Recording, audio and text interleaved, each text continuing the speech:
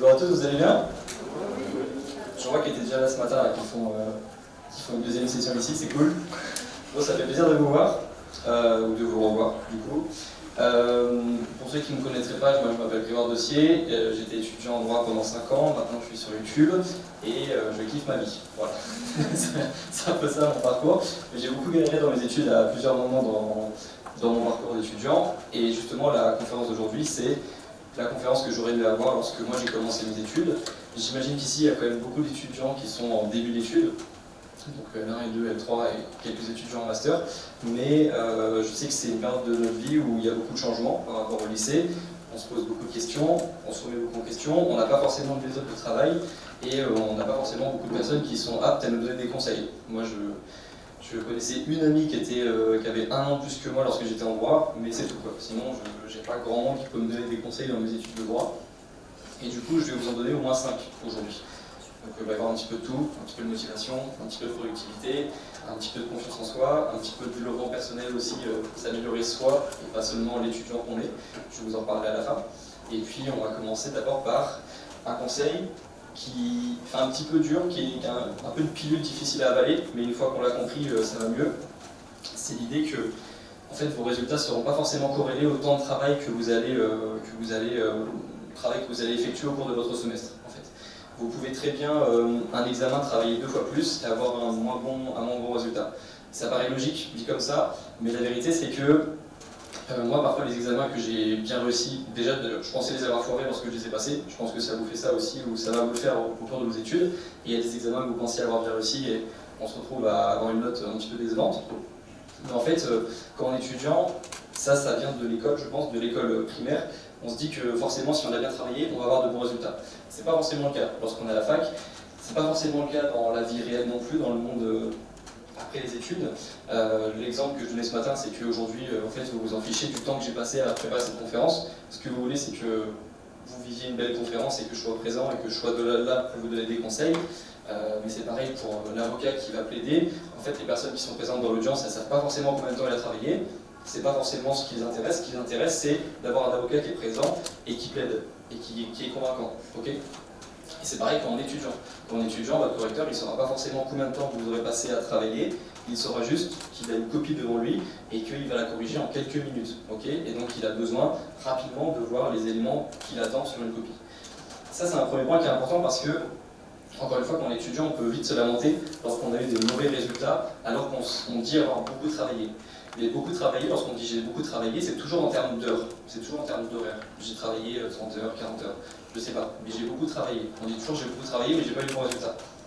Mais le problème de ça, c'est que le temps, c'est un indicateur qui est important de votre réussite, mais il arrive après. Il y en a d'autres en fait qui arrivent avant. Le premier pour moi, c'est la méthode de travail. C'est-à-dire qu'une personne qui a une bonne méthode de travail, elle peut travailler 2 heures, elle pourra apprendre plus de choses qu'une personne qui va travailler 4 heures sans forcément de méthode de travail. Et je sais pas, je me rappelle un peu en L1 que j'avais 0 méthode de travail moi. Moi pour vous dire, on ne m'apprenait pas à prendre des cours. Enfin, je sais pas, on vous a pas appris non, à mémoriser des cours. Vous avez déjà eu des cours de mémorisation? Non, moi non en tout cas. Je me rappelle que juste la mémorisation, il n'y avait que Fabien Licard qui en parlait sur YouTube, qui avait fait 2-3 vidéos sur le sujet, mais en soi, on m'a jamais appris à mémoriser. Du coup, moi qu'est-ce que je fais quand j'arrive à la fac? Je sais pas, j'imprime mes cours et je les lis. Pour moi, c'était ça à apprendre. Et en fait, avec le temps, je me suis rendu compte que c'était pas forcément la meilleure méthode de travail.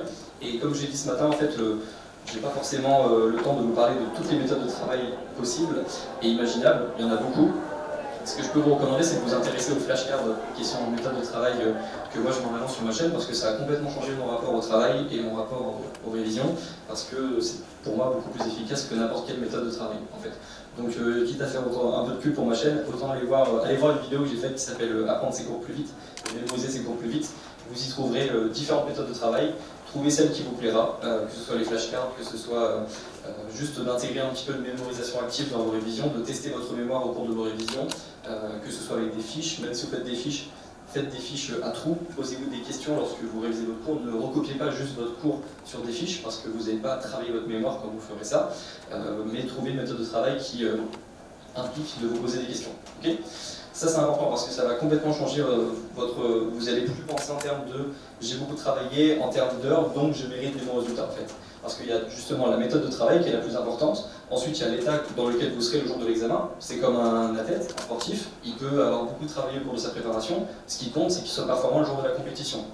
D'où l'intérêt de prendre soin de sa santé mentale tout au long du semestre, prendre soin de sa santé physique tout au long du semestre, essayer de ne pas finir en nuit blanche la veille d'un examen et d'être en bon état le jour de l'examen. Okay, ça, c'est important. D'autant plus que, je fais un petit aparté, mais la façon dont vous avez votre diplôme est aussi importante que d'avoir votre diplôme. En fait. Je ne parle même pas forcément de la triche, parce que c'est pas un sujet dont je parle beaucoup, c'est vrai, mais c'est vrai qu'il y a de la triche parfois en Bora. En tout cas, il y a des personnes qui peuvent avoir moins de scrupules que d'autres lorsqu'on est en examen, qui peuvent trouver des moyens d'essayer de hacker un petit peu le système. Mais je parle plutôt juste de la façon dont vous obtenez votre diplôme. En fait, si vous avez un diplôme, si aujourd'hui je vous donne un diplôme, le diplôme que vous voulez, et que je vous dis en échange tu me donnes ta santé mentale, vous ne l'accepteriez pas. Normalement, si vous comprenez l'importance de la santé physique et mentale, vous ne l'acceptez pas ce deal. Sauf que c'est le deal que font beaucoup de personnes en fait, sans s'en rendre compte, parce que ça se passe au fur et à mesure des années. Ça se passe petit à petit. Petit à petit, je laisse les études empiéter sur ma santé mentale. Je préfère réviser toute la journée, rester assis, que de me balader 30 minutes, parce que j'ai peur de sortir de chez moi pour faire autre chose que des études. Ça peut paraître un petit peu extrême dit comme ça, mais c'est une réalité pour des étudiants. C'est pas forcément aussi caricatural, mais la vérité c'est qu'il y a beaucoup d'étudiants qui finissent par dealer leur santé mentale contre un diplôme. Et c'est pour moi pour ça que la santé mentale c'est important, parce que la façon dont on obtient son diplôme, ce qu'on trade, ce qu'on échange en retour de son diplôme, ça ne devrait pas être notre santé mentale, ça devrait juste être du temps de travail. Okay, donc, premier point, vos résultats ne seront pas forcément corrélés au temps que vous aurez passé à travailler. Donc, ne vous lamentez pas si un jour vous avez un mauvais résultat, parce qu'on en a tous des mauvaises notes au cours de nos semestres. Je me suis pris un petit 3 en droit administratif qui est resté un petit peu au travers de la gorge, mais moi surtout les examens qui m'ont fait le plus mal, c'est ceux où j'ai l'impression d'avoir beaucoup travaillé justement. Parce que j'étais là, si je travaille beaucoup, si je mets du temps, je mérite d'avoir des bons résultats. Et sinon, c'est pas juste. C'est pas juste si j'ai pas des bons résultats, comme dirait Calino. Et du coup, changez votre rapport à ça. Et d'ailleurs, c'est pareil sur YouTube. Hein. Moi, mes vidéos que YouTube prend le plus marché, c'est pas forcément celles où j'ai le plus travaillé, c'est celles où j'ai l'impression d'avoir le mieux ciblé. Et puis parfois, on sait pas, comme un sujet qui tombe, un jour, un bon sujet qui tombe, on s'y attend pas, ça tombe sur la partie du cours qu'on veut, il y a aussi un facteur chance. Okay, donc vous ne lamentez pas si vous avez des mauvaises notes alors que vous avez l'impression d'avoir beaucoup travaillé. Par contre, remettez toujours en question vos résultats, votre méthode de travail, votre efficacité, et arrêtez de penser simplement en termes d'heures. J'ai travaillé tant d'heures, donc je mérite ça. C'est pas, selon moi, la bonne mentalité adoptée lorsqu'on est étudiant. Ok. Ensuite, un petit mot sur la motivation, parce que c'est important la motivation. C'est pas aussi important que les gens imaginent. Les gens pensent que s'ils sont pas motivés, ils feront rien. Moi, je suis plutôt partisan de la discipline et des habitudes et des systèmes, parce que je pense qu'on ne peut pas chaque jour dépendre de notre motivation, justement. On peut dépendre de notre discipline, mais selon moi, les systèmes sont plus importants, les habitudes sont plus importantes. C'est pour ça que moi, lorsque j'élève une action au stade d'habitude, en la répétant, c'est une façon pour moi de me poser moins de questions, de dépenser moins d'énergie mentale à me demander qu'est-ce que je vais faire ce jour-là, à cette heure-là. Non, j'ai ma routine, j'essaie de suivre le planning et donc je renforce cette habitude et j'ai moins de dépenses mentales, d'énergie à me dire toujours qu'est-ce que je dois faire aujourd'hui. Non, j'ai un planning de révision, j'essaie d'avoir le même au quotidien pour justement renforcer ces habitudes. Mais donc pour revenir sur la motivation, comment ça marche? C'est pas un truc qu'on nous apprend non plus à la fac. Encore une fois, moi quand je dis qu'on nous apprend pas à faire des... En fait, il y a plein de choses qu'on nous apprend pas à faire à la fac. Mais je jette pas la pierre sur ça, sur le système, sur les professeurs.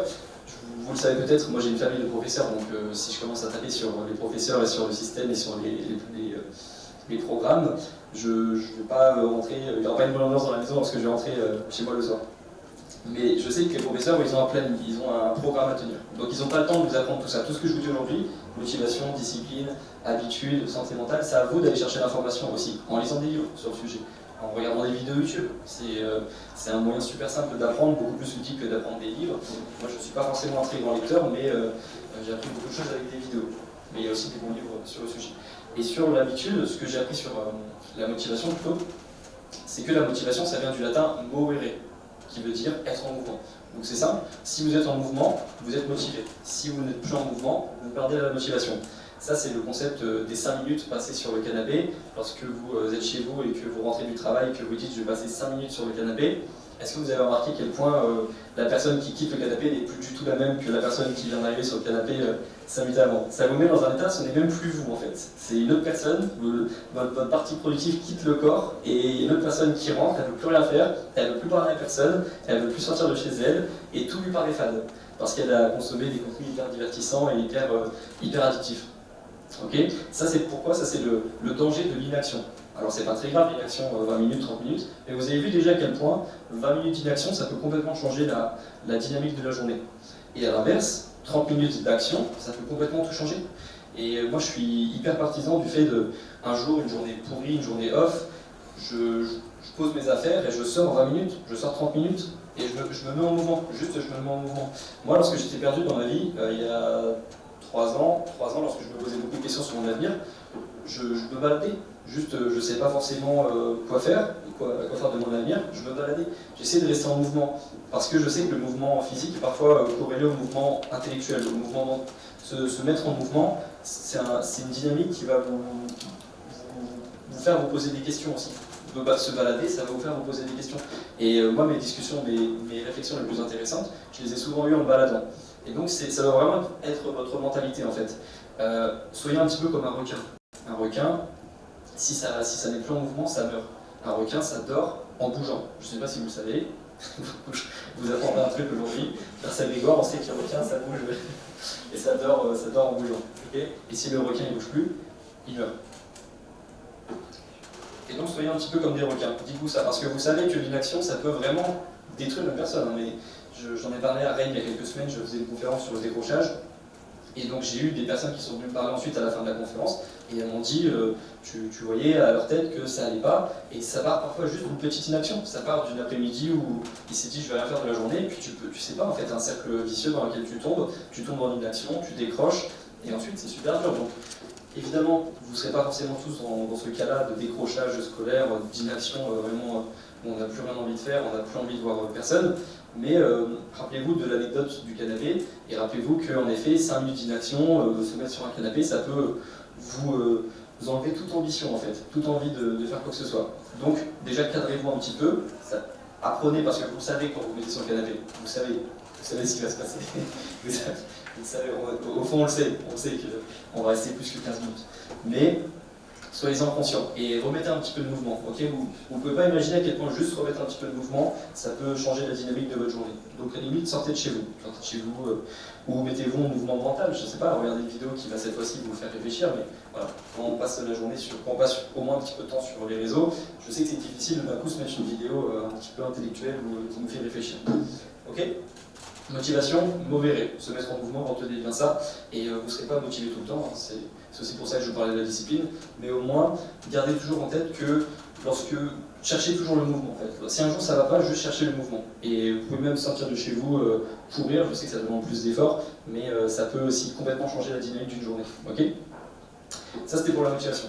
Ensuite, je voulais vous parler un petit peu de la concentration. La concentration, c'est pareil, c'est un truc qu'on ne nous apprend pas à faire, se concentrer, en fait, on ne nous apprend pas à le faire. Et c'est dommage parce que c'est une habitude qu'on perd. Si on n'utilise pas, on la perd. C'est comme tout, hein, c'est comme toutes les habitudes, comme toutes les habitudes qu'on a, si on n'exerce pas assez, on perd. Mais pour moi, la concentration, c'est devenu un facteur hyper important. Et je vous en parle aujourd'hui sans être dramatique sur le sujet, mais c'est vrai que vous avez peut-être vu passer des chiffres comme quoi on n'a pas le même, on a un taux d'attention encore inférieur à celui d'un poisson rouge, parce qu'on a un taux d'attention de 7 secondes, alors que celui d'un poisson rouge est de 8 secondes. Donc on est même en dessous des poissons rouges, donc c'est pas ouf. J'aimerais bien qu'on remonte la moyenne ensemble, au moins qu'on dépasse le poisson rouge, quoi. Après on pourra peut-être... je sais pas pour mon estime, je le prends, en fait j'ai pas envie de...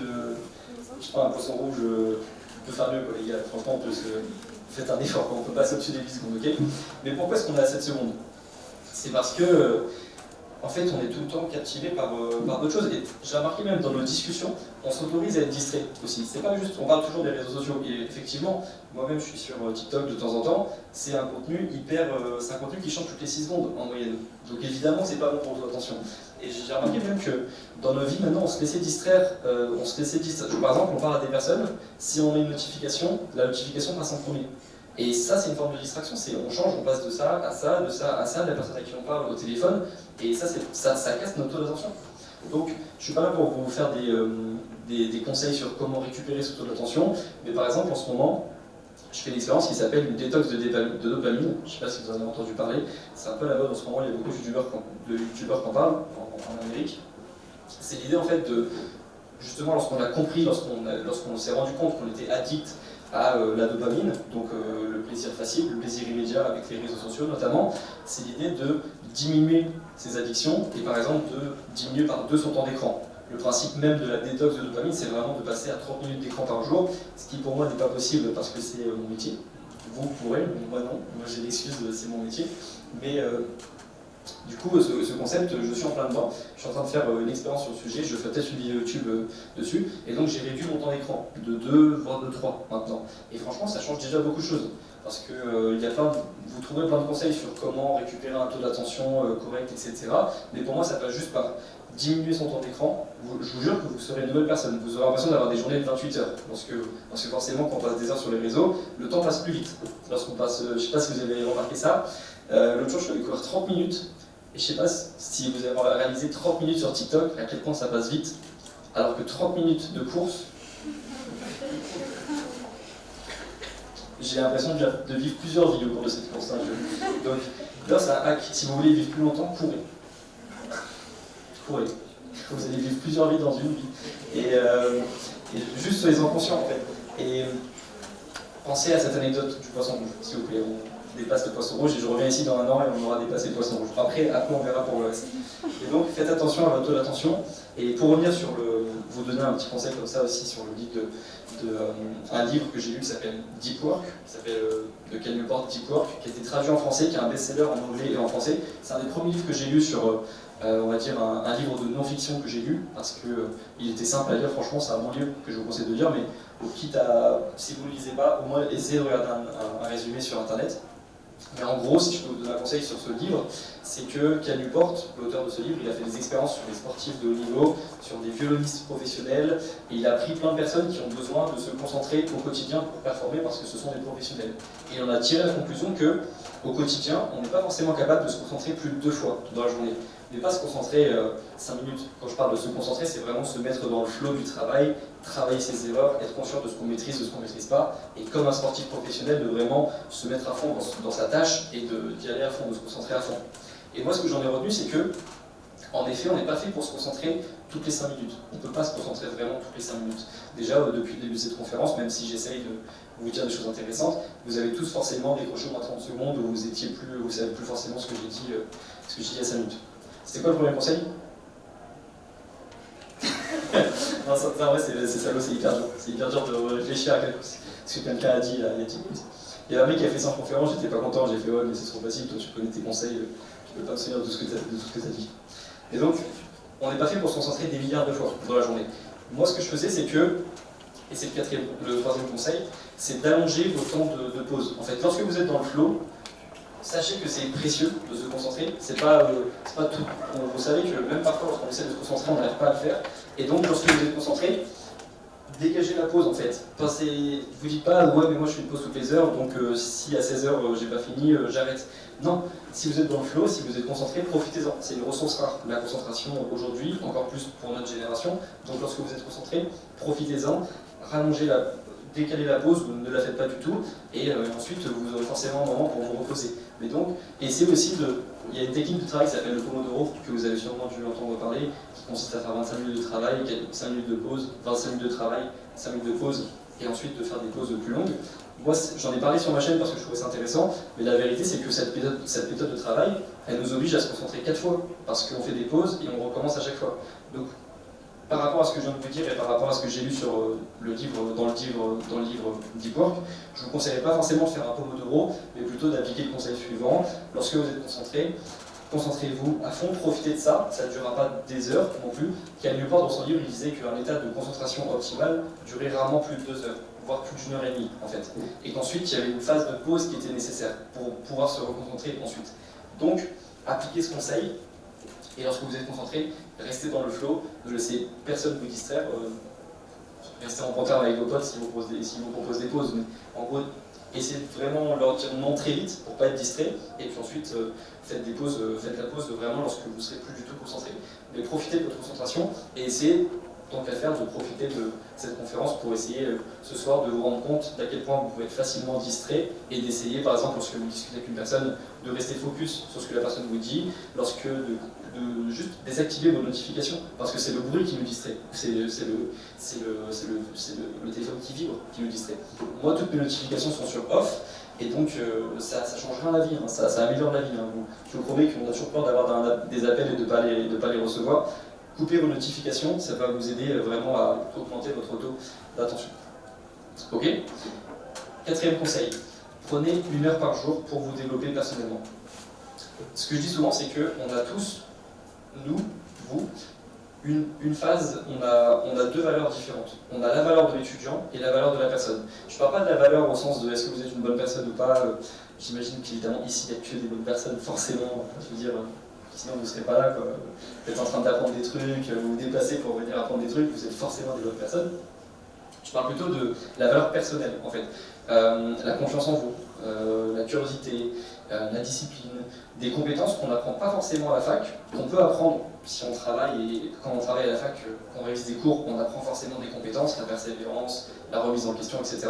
Mais il y a souvent des équilibres à la fin des études que je remarque chez les étudiants, où ils sont très développés académiquement, ils ont parfois un bon CV, parfois des bons stages, des bonnes expériences professionnelles. Par contre, prendre la parole en public, c'est pas possible, ils n'ont pas confiance en eux, ils savent pas ce qu'ils ont envie de faire de leur vie, ils ont un très bon CV mais ils savent pas ce qu'ils veulent faire de leur vie, c'est dommage, parce que c'est quand même la base de trouver une ligne directrice, d'essayer de rectifier un petit peu le tir, d'aller vers la bonne direction. Un CV c'est l'outil pour faire ça, mais c'est pas, le CV c'est pas la base, la base c'est est-ce que vous sentez que vous allez vers la bonne direction ou pas. Et justement, pour vous développer personnellement, faites des choses qui n'ont rien à voir avec la fac.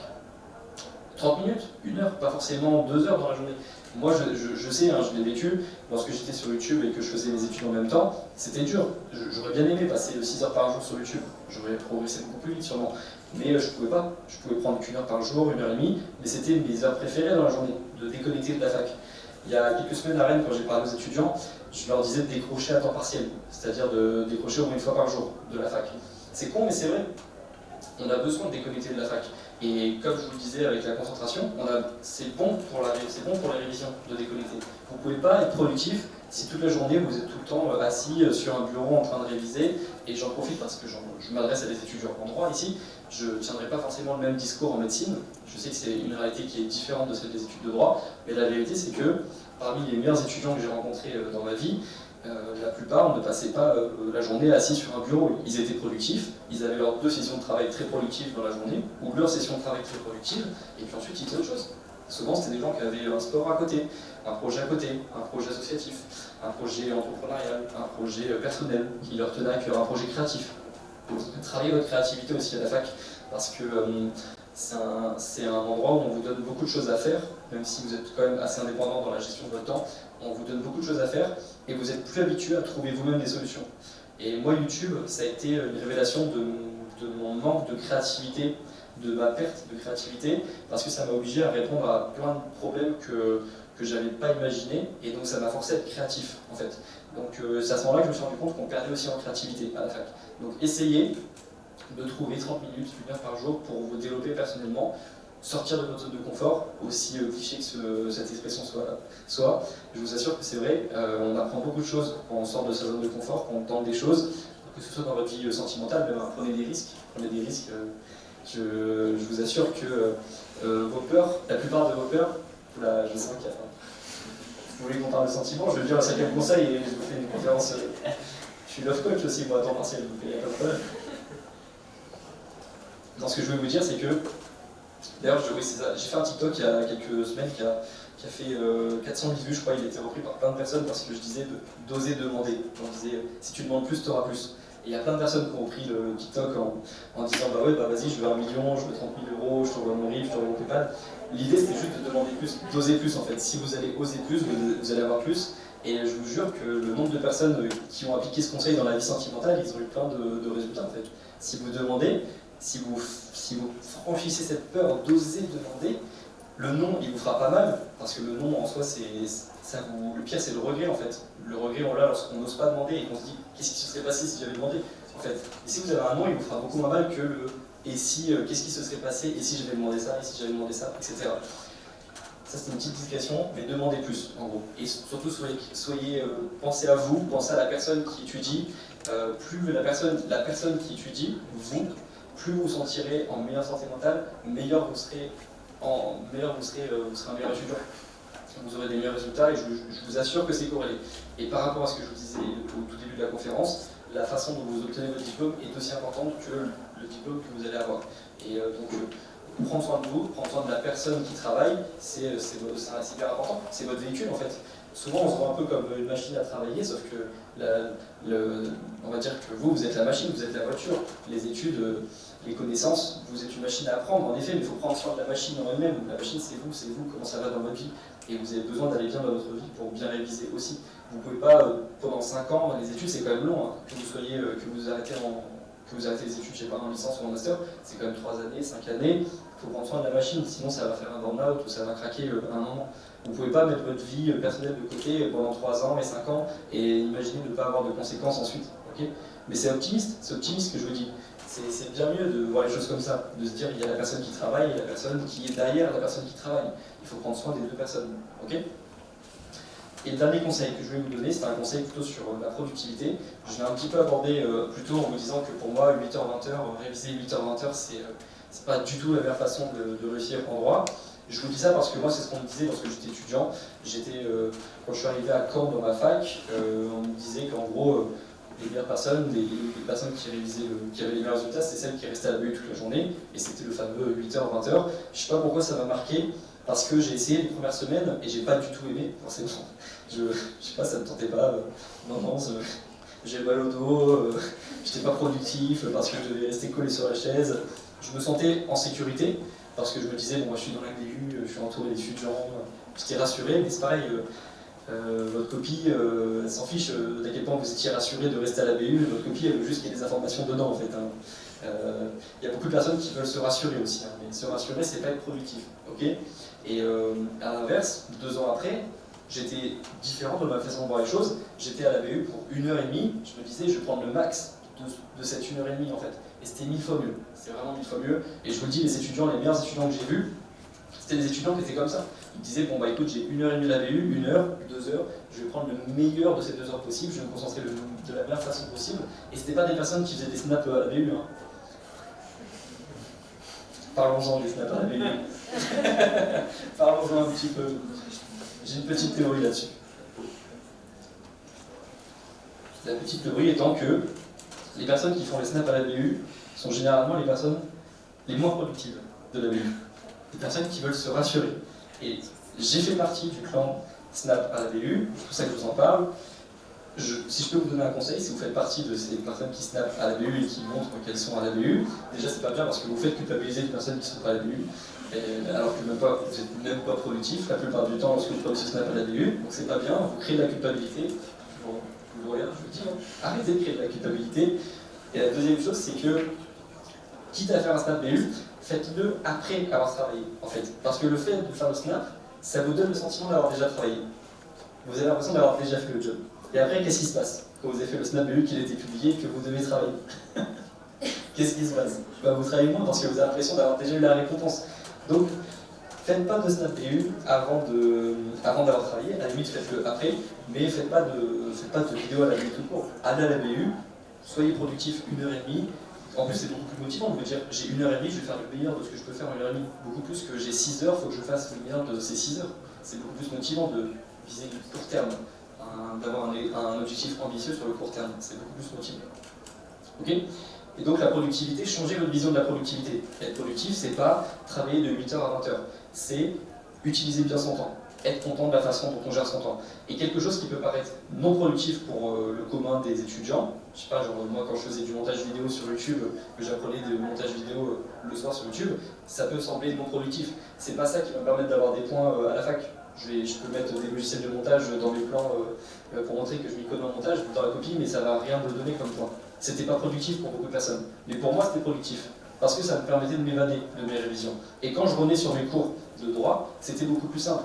j'étais moins dégoûté des cours. Je passais à autre chose, en fait.